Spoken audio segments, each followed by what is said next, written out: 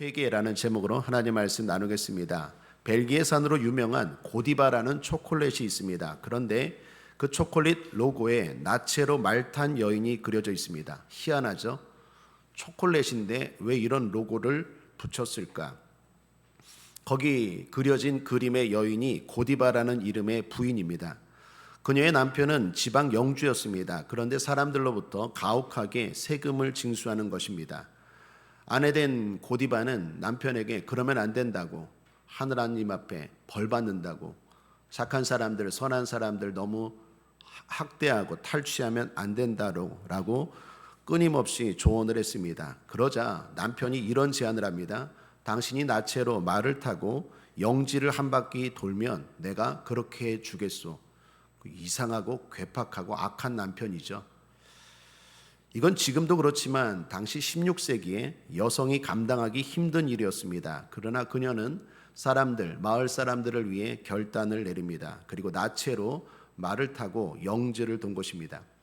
감동한 사람들은 문과 창문을 걸어 잠궜습니다. 그녀의 수치를 보기 않기 위함이었습니다. 그런데 커튼을 조금 걷고 몰래 본 사람이 있었습니다. 그 사람은 양복점 직원이었던 톰이라는 청년이었습니다. 여기서 영어에 피핑 톰이라는 단어가 생겼다고 합니다. 피핑 톰 하면 엿보는 톰이라는 뜻이지만 속뜻은 관음증을 나타내는 말입니다. 요즘 관음증으로 인해 범죄가 심각해지고 있습니다. 여러분, 예능도 요즘은 다 관찰 예능이죠. 사람들이 모여서 낄낄거리면서 저 사람이 어떻게 사나, 저 사람이 뭘 하나, 그걸 보고 사람들이 즐거워하고 또 기뻐하죠. 사람들의 마음에는 누군가를 이렇게 은밀하게 보고자 하는 그러한 본성들이 있다라는 것입니다. 문제는 그것이 범죄로까지 이어지고 있다라는 거죠. 그중 하나가 딥페이크입니다. 지난주 크게 이슈가 된 사건이 딥페이크 사건입니다. 아는 지인의 얼굴을 민망한 사진과 합성하는 거죠. 그래서 그 사람을 망신 주는 것입니다. 이런 범죄를 지인 능욕이라고 합니다. 나도 모르는 사이에 내 사진이 세상 사람들에게 막 유포되는 거예요. 그것도 이상하고 음란한 사진과 합성되어서 사람들에게 보여지는 것입니다.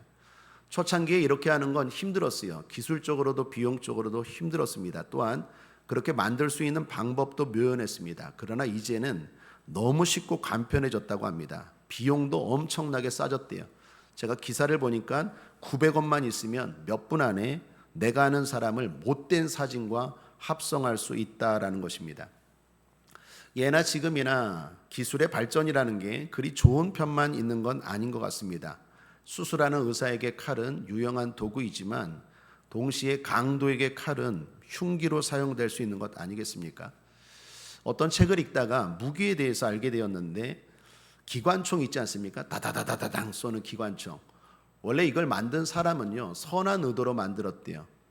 전쟁을 안 할 수는 없고 좀 더 전쟁에 적은 사람들이 나가도록 총 이렇게 한 발씩 쏘는 게 아니라 다다다다닥 쏘는 그 기관총을 만들어서 좀 더 적은 사람을 가지고 적게 전쟁하고 적은 피해를 보게 하고자 이 기관총이라는 걸 만들었대요. 그런데 사람들은 어떻게 합니까? 그 기관총을 가지고 더 빨리, 더 많이, 더 쉽게 사람들을 죽이는 무기로 악용하고 있다는 거예요. 원자폭탄을 만든 사람도 그렇죠. 오펜하이머라는 사람 아닙니까? 영화로도 만들어졌죠. 원래 이 사람은 더 강한 에너지를 만들어 세상을 좋게 만들려고 했대요. 그런데 오히려 이것이 핵폭탄이라는 무기로 악용된 것입니다. 여러분, 이처럼 인간 안에는 끊임없이 사라지지 않는 죄성이 있습니다. 그래서 선한 것을 자꾸 왜곡하고 변질시켜 악용하는 거죠. 그렇다면 성도는 어떤 사람입니까? 이 내 안에 있는 죄성을 다스리고 싸우고 이기고 관리할 줄 아는 사람이 성도인 줄 믿습니다. 주님이 이렇게 말씀하십니다. 창세기 4장 7절 하반절, 죄의 소원은 내게 있으나 너는 죄를 다스릴지니라. 너는 죄를, 너가 성도라면, 네가 하나님의 자녀라면 네 안에 욕망과 욕심과 정욕과 그러한 죄에 끌려다니지 말고 다스려라 라고 말합니다. 사랑하는 여러분, 죄를 다스립시다. 성령 충만하여 죄를 이깁시다. 갈라디아서 5장 16절입니다. 내가 이르노니 너희는 성령을 쫓아 행하라. 그리하면 육체의 욕심을 이루지 아니하리라. 아멘. 그럼에도 필요한 게 있습니다. 그게 바로 회개입니다. 그만큼 우리는 연약하기 때문입니다. 오늘 말씀은 세례 요한의 회개 사역에 대한 이야기입니다. 요한이라는 이름으로 알려진 분은 성경에 두 사람이 있습니다. 한 사람은 사도 요한이라고 불리우는 사람입니다. 예수님의 12제자 중에 한 사람이 바로 사도 요한입니다. 우리가 가지고 있는 성경, 요한복음, 요한 1, 2, 3서, 요한계시록 이 5권을 쓴 사람도 예수님의 12제자 중에 한 사람인 사도 요한입니다. 그리고 또 성경에 나오는 유명한 요한은 바로 오늘 우리가 읽은 성경의 주인공 세례 요한입니다. 이 세례 요한의 특징은 말 그대로 세례가 특징입니다. 그래서 아예 이름 앞에 이 사람은 세례 요한이라고 부릅니다. 그는 평생 준비해서 1년 정도 사역했습니다. 그런데 그 메시지는 오직 하나였습니다. 회개하라, 회개하라. 그렇다면 이 사람은 왜 이토록 회개를 강조했을까요? 결론부터 말씀드립니다. 한마디로 말하라면 복받게 하기 위해서. 그를 가리켜 성경은 예수님을 예비한 사람이라고 말합니다. 예수님은 복 아니십니까? 그리고 그분을 제대로 맞이하기 위해서는 준비가 필요합니다. 그게 바로 회개라는 거예요. 여러분, 준비 없는 복은 없습니다. 준비된 만큼 하나님은 받으십니다. 준비된 예배를 받으시고, 준비된 찬양을 받으시고, 준비된 봉사를 받으시고, 준비된 걸 받으십니다. 그래서 준비가 중요합니다. 예수님이 그냥 오신 게 아니에요. 세례 요한을 통해서 준비시킨 거예요. 그 준비가 뭡니까? 회개입니다. 회개의 준비를 할 때 예수님의 복을 진정으로 누릴 수 있다라는 거예요. 우리가 흔히 좋은 음식, 좋은 물건을 담기 전에 하는 일이 그릇 준비하는 일 아닙니까? 그릇을 깨끗하게 하죠. 또는 큰 그릇을 준비하죠. 회개는 이와 같습니다. 좋은 것을 받기 위한 최소한의 준비입니다. 그래서 회개는 좋은 일이라 할 수 있습니다. 회개하라는 메시지는요, 좋은 소식입니다. 오늘 성경 누가복음 3장 18절입니다. 또 기타 여러 가지로 전하여 백성에게 좋은 소식을 전하였으나, 세례 요한이 회개하라라고 전한 메시지는 좋은 소식이었다라는 것입니다. 여러분도 알다시피 회개가 뭡니까? 겉으로는 참 불편하고 힘든 말이죠. 강하고 부담스러운 말이죠. 잘못을 고치라는 거예요. 죄를 지적하고 잘못을 지적하고 고치라. 이게 회개 아닙니까? 사실 그런 이야기 좋아할 사람 어디 있습니까? 그냥 좋습니다, 멋있습니다, 괜찮습니다, 잘 될 거예요, 이런 말 좋아하지, 당신 그렇게 살면 안 돼요, 빨리 고치세요, 이거 누가 좋아하겠습니까? 그 말씀 자체는요 좋지 않지만 그것이 주는 유익을 생각해야 된다. 그것이 좋은 거라는 거예요. 여러분, 마치 수술과 같아요. 수술이 어떻습니까? 수술하면 아프죠. 살을 찢고 꿰매고 하는데 이게 누가 좋아하겠습니까? 아프지만 수술할 때는 수술해야 됩니까? 안 해야 됩니까? 수술해야 생명이 삽니다. 수술해야 온 몸이 삽니다. 회개라는 메시지도 마찬가지.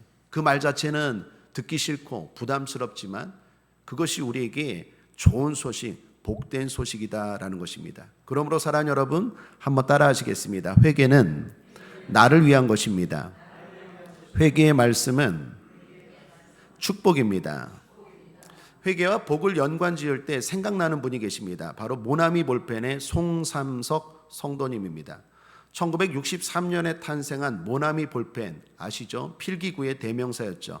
모든 사람들이 글을 쓸 때 모나미 펜을 쓸 정도로 인기가 대단했습니다. 그런데 이 회사도 한때 큰 도산의 위기가 있었다고 합니다. 그리고 그때 여기 회장 되시는 송삼석 성도님이 회개의 말씀을 들었대요. 그리고 그 말씀을 듣고 하나님 앞에 진실로 회개했어요. 말씀 자체는 아프고 싫었지만 맞는 말씀이었어요. 그래서 하나님이 삶의 고통을 당하게 했구나, 회사가 이렇게 어려워지게 한 것 하나님의 뜻이구나, 자신의 삶을 돌아보니까 말이 아니에요. 진정한 신앙인이 아니에요. 명목 이름만 신앙이지. 눈물로 진실되게 진정으로 하나님 앞에 엎드려 회개했습니다. 그리고 그 다음입니다. 여러분, 회개하면 어떤 일이 일어납니까? 따라하겠습니다. 회개하면 회복이 일어납니다. 회개는요, 반드시 회복이 따라와요. 부모가 자식을 때릴 때 죽으라라고 때리는 부모가 어디 있습니까? 잘 되라라고 때리죠. 하나님도 마찬가지입니다. 회개하면 반드시 회복이 일어나죠.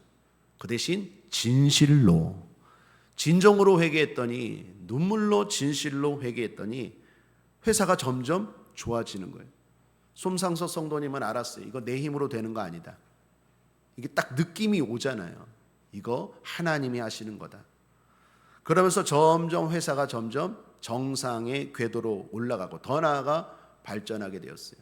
그러던 어느 중 예배를 드리다가 하나님 말씀을 받았는데 그 말씀이 마음에 탁 꽂혔어요. 그 말씀이 바로 요한복음 21장에 베드로가 고기를 잡는 장면입니다. 요한복음 21장은 예수님을 부인하고 십자가 달리실 때 다 제자들이 도망갔죠. 그때 베드로도 자기 고향으로 도망가서 옛날 어부 직업을 다시 하고 있을 때죠.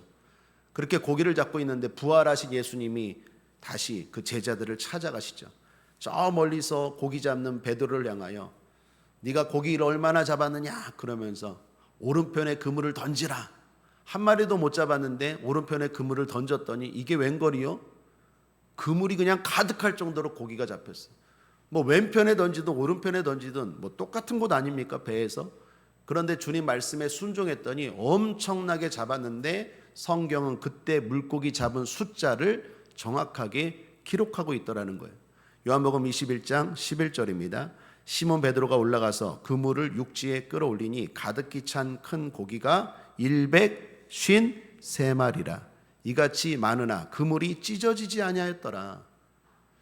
여기서 이 말씀을 받았어요. 그래서 내가 이제는 다시는 하나님 앞에 죄를 짓지 않겠다. 하나님 뜻대로 사업을 하겠다. 그러한 결단으로 모든 볼펜에다가 153, 153마리를 적은 거예요. 여러분, 이분이 왜 이렇게 했을까요? 회개에 대한 의지죠. 하나님의 뜻대로 살겠다는 의지죠. 내 안에 죄를 다스리며 살겠다는 의지죠. 회개할 때 하나님은 복을 주십니다. 그래서 회개는 좋은 메시지입니다.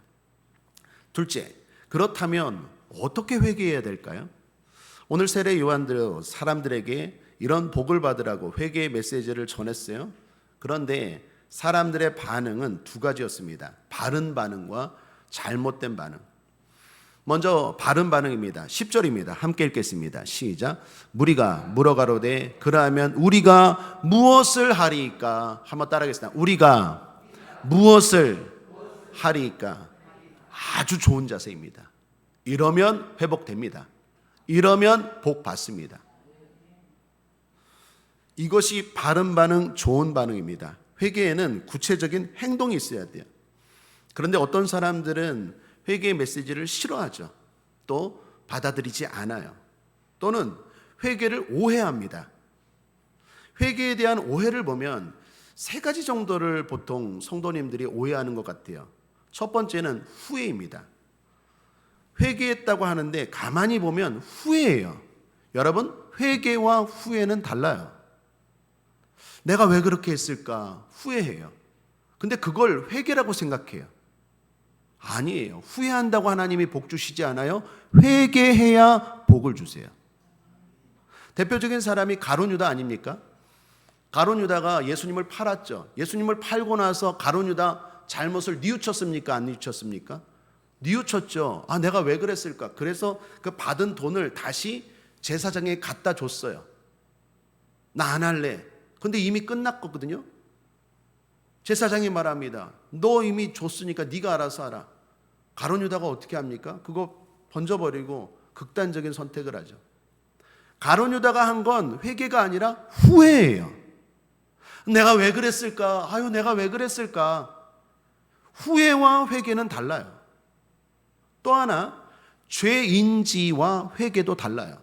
다른 말로 죄 각성과 회개는 달라요. 이런 거죠. 잘못했습니다. 내가 잘못했습니다. 내 탓입니다. 이거 회개 아니에요? 여기서 끝나요. 내가 잘못했어요. 내가 잘못했다니까. 또 어떤 사람은 막 이렇게 성까지 내. 내가 잘못했다는데 왜 그래? 이게 무슨 회개예요? 죄 인지예요. 죄 각성이에요. 내가 잘못했구나. 근데 그건 회개가 아니에요. 또 이것과 오해하는 사람이 있어요. 회개와 회개 기도는 똑같을까요? 다를까요? 달라요. 회개 기도했다고 회개했다고 착각하는 사람이 있어요. 교회 나와서 하나님 잘못했습니다. 회개 기도하고 나 오늘 회개했다. 그렇게 생각하는 사람이 있다면 그것도 오해예요. 회개 기도와 회개는 달라. 회개 기도는 회개의 시작입니다. 회개 기도를 해야 돼요. 맞습니다. 그러나 회개 기도했다고 회개한 건 아니에요. 다시 말합니다. 회개는 반드시 열매가 있어야 돼요. 구체적인 행동이 있어야 돼요. 따라하겠습니다. 내가 무엇을 하리이까? 하는 행동이 있을 때 하나님이 너 회개했구나 라고 생각하지, 성전에 나와서 운다고 회개? 아니에요. 내가 잘못했어요. 잘못했다니까요. 아니에요. 내가 왜 그랬을까? 아니에요. 무엇을 하리이까? 구체적인 행동의 열매가 있을 때 하나님이 너 진짜 회개했구나. 그래, 내가 회복시켜 줄게. 이렇게 되는 거예요. 그래서 오늘 성경도 보십시오. 무엇을 하리이까? 라고 말하는 사람들에게 세례 요한이 뭐라고 말합니까? 부자들에게 말합니다. 11절. 대답하여 가로되 옷 2벌 있는 자는 옷 없는 자에게 나눠줄 것이요 먹을 것이 없는 자도 있는 자도 그렇게 할 것이니라 하고, 세리에게는 또 이렇게 말합니다. 13절. 가로되 정한세 외에는 늑징치 말라 하고, 또 군병들에게 이렇게 말합니다. 14절. 군병들도 물어 가로되 우리는 무엇을 하리까 하매 가로되 사람에게 강포하지 말며 무소하지 말고 받는 요를 족한 줄로 알라 하니라. 다 뭡니까? 각자가 행할 행동을 말하잖아요. 오늘 우리가 회개 기도할 때 하나님은 여러분을 회복시키기 위해서 오늘 이 자리에서 회개 기도하게 하실 줄 믿습니다. 중요한 건 그것으로 끝나면 안 되고, 나는 뭘 해야 될까? 주님, 나는 뭘 해야 될까? 그렇다면 각자가 달라요. 회개는 똑같지만 회개의 열매는 다 달라요. 저도 오늘 회개할 거예요. 분명히 하나님이 저에게 하라고 하는 게 있을 거예요. 여러분 각자가 달라요. 너는 그거 하지 마. 너는 그거 해. 이렇게 무엇을 하리까라는 걸 듣고 고쳐 나가기 시작할 때 그게 회개예요. 거기서부터 하나님이 회복을 시켜주시는 거지. 그냥 울고 그냥 깨닫고 그냥 후회하고 그냥 기도했다고 나 회개했어. 착각입니다. 오해예요. 그러니까 아무리 울어도 회복이 안 되는 거예요. 난 회개했다고 하는데도 변화가 일어나질 않아요. 국제하모니교 성도님들, 오늘 이 시간 회개에 더 정확하게 알고 앞으로 또 어떤 시간에 나눌지 모르겠지만 정확한 회개를 통하여 여러분의 삶이 놀랍게 회복되시기를 주님의 이름으로 축복합니다. 그런 점에서 바른 회개에는요 3가지의 단계가 꼭 있어야 돼요. 하나는 후회입니다. 리그레트라고 하죠. 왜 내가 그랬을까? 그렇습니다. 후회해야 돼요. 그러나 여기서 그치면 안 돼요. 리띵크가 있어야 돼요. 다시 생각해야 돼요. 진지하게 고민하는 거예요. 내가 뭐가 문제지? 언제부터 내 신앙이 이렇게 되었지? 내가 뭘 잘못했을까? 내가 왜 이렇게 첫사랑을 잃어버리고 이런 신앙생활을 할까? 곰곰이 생각하는 거예요. 요한계시록 2장 5절에도 보면 주님이 이렇게 말씀하시죠. 그러므로 어디서 떨어진 것을 생각하고 회개하여 처음 행위를 가지라. 그러니까 후회 다음에 생각이에요. 그 다음 마지막이 뭡니까? 제일 중요한 게 리턴이에요. 리턴. 돌아서야 돼요.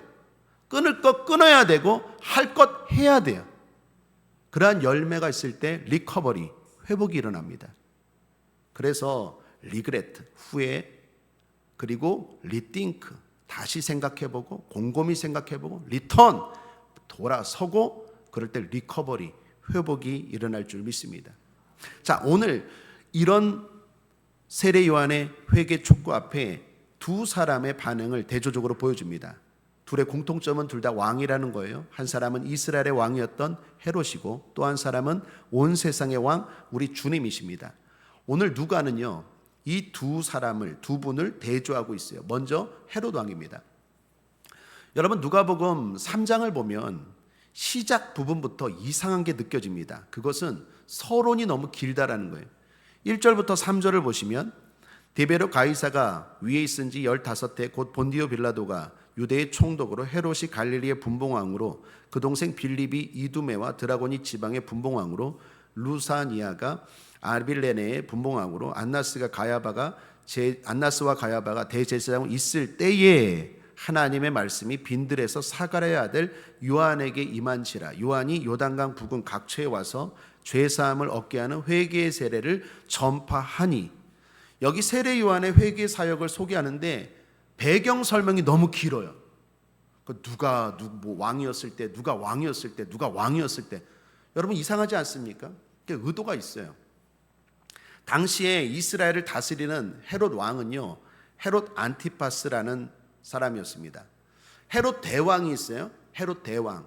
헤롯 대왕과 헤롯 왕이 달라요. 헤롯 대왕이 죽고 나서 아들들에게 땅을 나눠줬어요. 헤롯 대왕이 전 큰 지역을 다스릴 때 죽고 나서 큰 아들에게 여길 다스려라, 작은 아들에게 여길 다스려라 이렇게 나눠줬는데, 예수님과 세례 요한이 활동했던 갈릴리 지역은요, 헤롯 안티파스라는 왕에게 주었어요.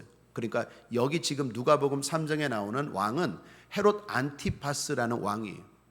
이 헤롯 안티파스라는 왕이요, 그 형제들 중에서도 가장 악한 왕이었는데, 그런 악행 중에 하나가 뭐였느냐? 제수씨 있죠. 자기 동생의 아내를 빼앗았어요. 자기 아내가 있음에도 불구하고, 첩들이 있음에도 불구하고 동생의 아내를 빼앗아서 자기 아내로 삼은 거예요. 이거는 성경적으로도 윤리적으로도 옳지 않은 일이죠. 그런데 문제는 왕이니까 그 잘못을 지적하는 사람이 있을까요, 없을까요? 없어요. 왜요? 무서우니까. 그냥 이런 거죠. 폐하 치당하나이다. 폐하가 옳습니다. 뭐 이런 사람들만 있는 거죠. 워낙 무서우니까. 그런데 세례 요한은 그럴까요, 안 그럴까요? 그렇지 않죠. 세례 요한은요, 하나님을 무서워해요. 세상의 왕이 아니라 하나님을 무서워해요. 그래서 세례 요한은 할 말을 하는 거예요. 유대인이 이스라엘에서 어떻게 그런 행동을 합니까? 그래서 책망합니다. 19절 함께 읽겠습니다. 시작. 분봉왕 헤롯은 그 동생의 아내 헤로디아의 일과 또 그의 행한 모든 악한 일을 인하여 요한에게 책망을 받고, 요한이 책망을 한 거예요. 그것뿐만 아니라 여러 가지 악한 일들을 막 지적한 거예요. 자, 이에 대해서 분봉왕 헤롯 안티파스 왕은 어떻게 반응했을까요? 20절 함께 읽죠. 이 위에 한 가지 악을 더하여 요한을 옥에 가두니라. 이 회개의 기회를 놓친 거예요. 이 위에 한 가지 악을 더하여. 무슨 말입니까? 죄를 지적하는 요한을 감옥에 가둬버렸어요. 이놈 봐라. 그래서 죄가 추가되었다라는 거예요. 헤롯 왕과 같은 사람들이 많아요. 왜요? 우리 안에는 죄성이 있기 때문에. 그래서 자꾸 회개 메시지를 들을 때 잘못했습니다 해야 되는데 감추죠. 숨기죠. 여러분, 태초에 아담이 잘못한 게 뭡니까? 죄를 지은 것 맞아요. 그런데 더 큰 잘못은 회개의 기회를 주었을 때 감춘 거예요. 숨은 거예요. 하나님이 내가 어디 있느냐 묻죠. 에덴 동산에서. 에덴 동산이 넓습니까? 넓어도 하나님이 모를 때가 어디 있어요. 그런데 아담에게 회개하라는 건데 아담이 어떻게 해요? 숨죠. 가인이 더 악한 자가 된 건 뭡니까? 동생을 죽인 것도 악한지만 하나님이 가인에게 어떻게 합니까? 네 아우가 어디 있느냐? 하나님께 말하죠. 내가 내 아우를 지키는 자니까? 숨기죠. 자꾸 사람들이요, 죄가 지적이 되면 숨겨요. 그래서 다윗이 위대한 거예요. 다윗이 위대한 건 골리앗을 이긴 게 아니라 나단 선지자가 죄를 지적했을 때 다윗은 왕이었고 말 한마디면 그 힘없는 선지자 단칼에 죽일 수도 있는데, 나단 선지자가 죄를 지적했을 때 다윗이 바로 내가 죄인입니다, 이게 다윗이 다윗된 비결인 줄 믿습니다. 회개를 잘해야 돼요. 우리가 죄를 안 지을 수 있으면 좋겠지만 죄를 안 지을 수 없어요. 우리 안에 죄성이 있기 때문에. 근데 하나님 앞에 복받은 사람, 하나님 앞에 회복된 사람들의 특징을 보면 잘못했습니다. 한번 따라하겠습니다. 잘못했습니다. 이게 대단히 힘든 말이에요. 그런데 그걸 잘해야 돼요. 그런데 헤롯 여기 왕도 그렇고 자꾸 덮어요. 그래서 더 큰 죄를 그 위에 더하니라. 이게 죄가 종노릇하는 거예요. 죄의 종노릇하게 되는 거예요. 그냥 잘못했습니다 하면 그 잘못만 끝나버리고 다시 하나님은 회복시켜 주시는데, 이걸 감추려고 또 거짓말하고 또 더 큰 죄를 짓고 또 더 큰 죄를 지니까 나중에는 죄가 엄청나게 커져버려요. 사랑하는 여러분, 우리는 숨기지 않게 되길 바랍니다. 요한일서 1장 9절입니다. 함께 읽죠. 시작. 만일 우리가 우리 죄를 자백하면 저는 미쁘시고 의로우사 우리 죄를 사하시며 모든 불의에서 우리를 깨끗게 하실 것이요. 할렐루야. 자백하면 서로 기도하고 붙들어 줘야 돼. 히브리서 3장 13절 오직 오늘이라 일컫는 동안에 매일 피차 권면하여 너희 중에 누구든지 죄의 유혹으로 강팍해 됨을 면하라. 사랑하는 여러분, 우리의 마음이 강팍해 되지 않게 되길 바랍니다. 자꾸 마음이 강팍해 돼요. 내가 뭘 잘못했어? 그러는 너는 뭐? 그러면서 마음이 자꾸 강팍해 돼요. 그리고 자꾸 더 숨기고 어떻게 해야 됩니까? 매일 피차 권면해 줘야 돼요. 매일매일 서로 기도해 주고 붙들어 주어야 될 줄 믿습니다. 그래서 마음이 정말 계속 강팍해지면 안 돼요. 하나님이 심판의 칼을 들기 전에 자꾸 기회를 주실 때 우리의 마음을 부드럽게 하고, 그래 저거 나에게 주시는 말씀이야, 그래 내가 죄인이지, 그래 내가 뭘 잘못했지, 이렇게 받아들여야 되는데, 내가 뭘 잘못했어? 그러는 너는 훨씬 더 죄인이잖아, 뭐 이러면서 자꾸 마음을 강팍해 하면 나중에 남는 건 하나님의 심판입니다. 저와 여러분들 날마다 회개의 기회를 놓치지 않게 되기를 주님의 이름으로 축복합니다. 자, 그러면 회개하면 구체적으로 뭐가 좋을까요? 그 결과가 감동이요. 예수님을 보십시오. 예수님이 회개하셨어요. 헤롯 왕과 달리 회개하셨어요. 21절 백성이 다 세례를 받을새 예수도 세례를 받으시고, 사실 세례 요한의 메시지에 예수님은 예외입니다. 그런데 죄가 없으신 예수님, 그 예수님도 회개의 세례를 받으셨다라는 거예요. 헤롯 왕과 달리 우리 예수님이 회개의 세례를 받으셨어요. 그 흠이 없고 온전한 분이. 그렇게 회개했더니 어떤 일이 벌어집니까? 21절 하반절에 하늘이 열리며, 한번 따라하겠습니다. 하늘이 열리며. 저는 이 말이 참 좋아요. 여러분 잊지 마십시오. 여러분이 회개하면 하늘이 열려요. 여러분 삶에 하늘이 열려요. 하늘이 열려야 돼요. 하늘이 도와주셔야 돼요. 하늘이 도와주셔야 돼요. 예수님이 회개했어요. 죄가 없어요. 세례 요한이 메시지를 전한 건 예수님은 예외예요. 예수님 들으라고 한 건 아니에요. 그런데 예수님은 죄가 없으심에도 불구하고 그래 나도 죄인이야 회개했더니 하늘이 열렸대요. 사랑하는 여러분, 회개하면 하늘이 열려요. 회개를 안 하니까 예배가 은혜가 안 되는 거예요. 회개를 안 하니까 날마다 하나님이 멀게만 느껴지는 거예요. 회개하면 하늘이 열려요. 하늘이 열렸다라는 건 뭘 말할까요? 두 가지의 특징이 있는데, 새로운 시대의 두 가지의 특징입니다. 하나는 성령이 역사하시는 복된 시대가 열렸어요. 22절입니다. 함께 읽겠습니다. 하늘이 열리고 어떤 일이 일어났는지 함께 읽죠. 시작. 성령이 형체로 비둘기같이 그의 위에 강림하시더니 하늘로서 소리가 나기를 너는 내 사랑하는 아들이라 내가 너를 기뻐하노라 하시니라. 하늘이 열리고 하나님의 음성이 들려요. 하나님과의 교제가 시작돼요. 살아있는 신앙이 되어 회복이 되어 그 하나님의 말씀은 어떤 말씀입니까? 두 가지의 말씀입니다. 너는 내 사랑하는 아들이라, 인정에 대한 말씀이에요. 내가 너를 기뻐하노라, 격려에 대한 말씀이에요. 이게 신앙생활이에요. 우리 국제한문이교 성도님들 날마다 이런 신앙생활 하시기를 주님의 이름으로 축복합니다. 그냥 교회에 왔다 가는 게 아니라 이런 신앙생활해야 돼요. 왜요? 우리 하나님은 살아계신 하나님이세요. 그 하나님의 음성이 들려야 돼요. 들릴 뿐만 아니라 그 내용이 좋아야 돼요. 너는 내 사랑하는 아들이라. 인정이죠. 너는 내 아들이야. 내가 너를 기뻐해. 격려죠. 힘이 나죠. 도와주겠다는 거예요. 복된 시대가 열리는 거예요. 또 하나입니다. 하나님으로 이어지는 복된 시대예요. 오늘 성경을 보시면 23절부터 갑자기 예수님의 족보가 언급돼요.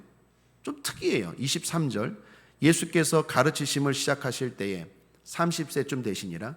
사람들의 아는 대로는 요셉의 아들이니 요셉의 이상은 헬리오. 그리고 족보가 쭉 올라가요.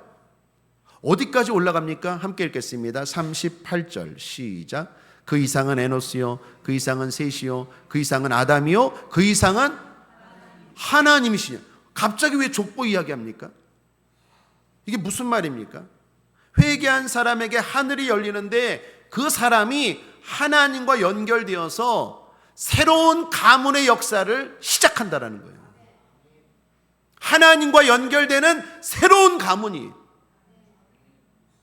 우리의 조상은 김씨, 최씨, 이씨, 선조가 아니에요. 우리의 조상은 하나님이. 하나님과 연결되는 새로운 복된 시대가 열리는 거예요. 사랑하는 여러분, 진심으로 여러분을 축복합니다. 하늘이 열릴지어다.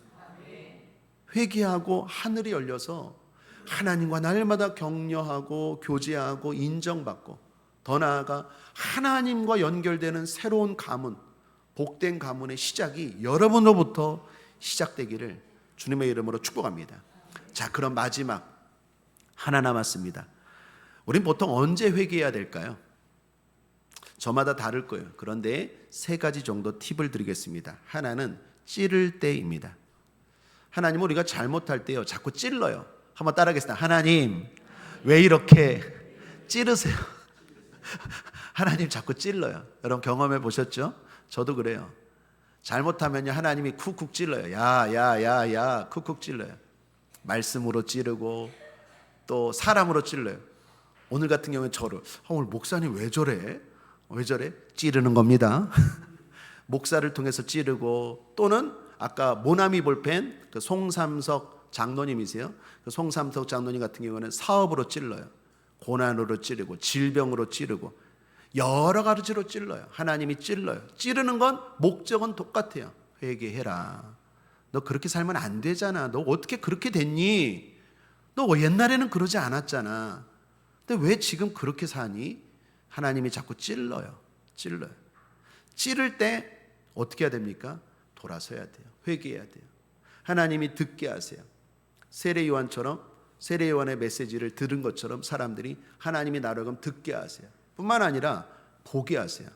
여러분 누가복음 13장에 보면 1절에서 5절에 그 실로암 망대에서 18명이 죽게 된 사건이 있습니다. 함께 읽어보죠. 시작. 그때 마침 두어 사람이 와서 빌라도가 어떤 갈릴리 사람들의 피를 저희의 제물에 섞은 일로 예수께 고하니 대답하여 가라사대 너희는 이 갈릴리 사람들이 이같이 해받음으로 모든 갈릴리 사람보다 더 죄가 더 있는 줄 아느냐? 너희에게 이르노니 아니라 너희도 만일 회개치 아니하면 다 이와 같이 망하리라. 또 실로암에서 망대가 무너져 치어 죽은 18사람이 예루살렘에 거한 모든 사람보다 죄가 더 있는 줄 아느냐? 너희에게 이르노니 아니라 너희도 만일 회개치 아니하면 다 이와 같이 망하리라. 무슨 말입니까? 하나님이 보게 하세요. 저는 가끔 TV나 뉴스에서 목회자들이 또는 어떤 교회가 잘못하는 모습들을 보면 가슴이 벌렁벌렁해요. 진짜로. 저거 나에게 주신 하나님의 메시지다. 너도 잘못하면 이와 같을 수 있어. 사랑하는 여러분, 여러분도 마찬가지입니다. 하나님이 보게 하세요. 그건 손가락질하라는 게 아니에요.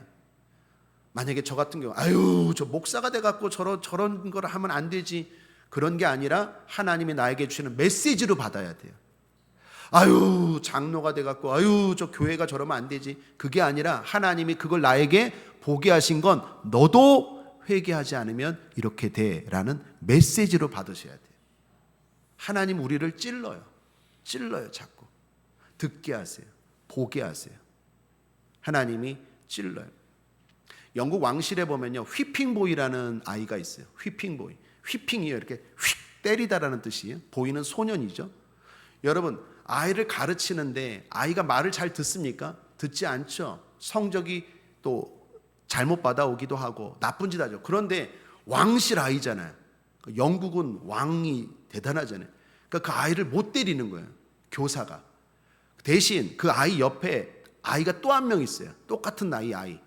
똑같은 사이. 그럼 이 아이를 때려요. 이 아이를.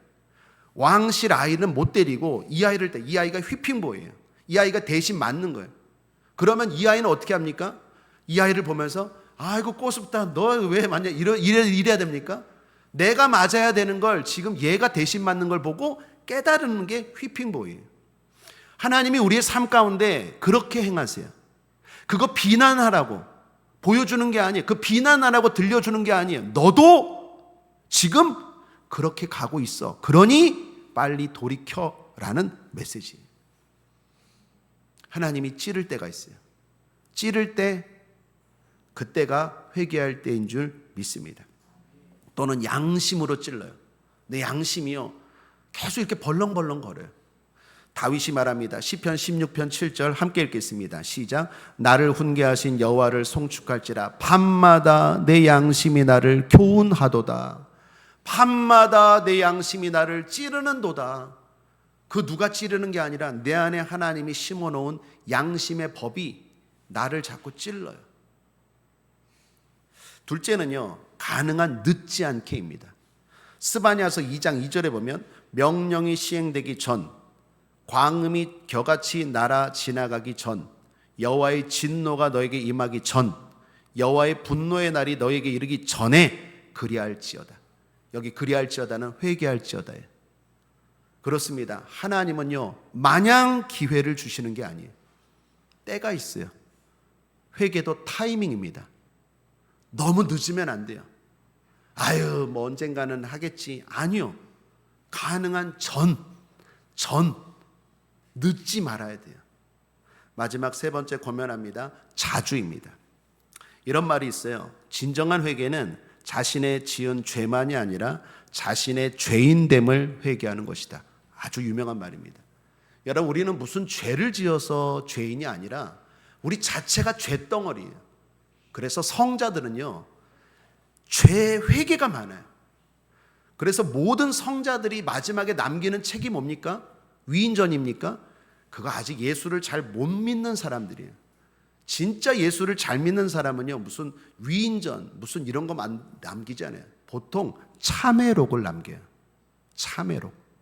그 말은 우리보다 그 사람들이 더 많이 죄를 지어서가 아니라 신앙의 수준이 올라갈수록, 영성이 깊어질수록 내 죄가 보이는 거예요.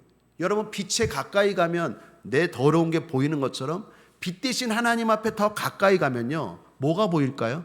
내 죄가 보이는 거예요. 그래서 위대한 성자일수록 마지막에 참회록을 남겨요. 엉뚱한 사람들이 뭐 내가 이렇게 이루었다, 위인전 막 뭐 이런 거, 아직도 뭔가 부족한 사람들이. 사랑하는 여러분, 죄를 지어서 죄가 아니라 우리의 죄성을 회개해야 돼요. 그래서 가능한 회개는 많을수록 좋습니다. 자주 할수록 좋아요. 하나님 앞에 자주 회개하고 거룩하게 사는 저와 여러분 되시기를 주님의 이름으로 축복합니다. 예수 승리 기도하시겠습니다. 하나님 아버지, 오늘 회개에 대한 말씀 주셨습니다. 정말 중요하고 또 더 나아가 정말 복된 말씀입니다. 회개할 때 주님을 온전히 영접할 수 있고 회개할 때 회복될 수 있는 줄 믿습니다. 회개는 복받으라는 말씀입니다. 준비하여 복받으라는 말씀입니다. 하나님 아버지, 오늘 이 시간 우리의 삶을 돌아보게 하여 주셔서 진정한 회개를 통하여 회복의 역사가 일어나는 놀라운 축복이 있게 하여 주옵소서. 바라기는 우리 성도들 축복합니다. 하늘이 열릴지어다. 감사드리며 예수님의 이름으로 축복하고 기도했습니다. 아멘.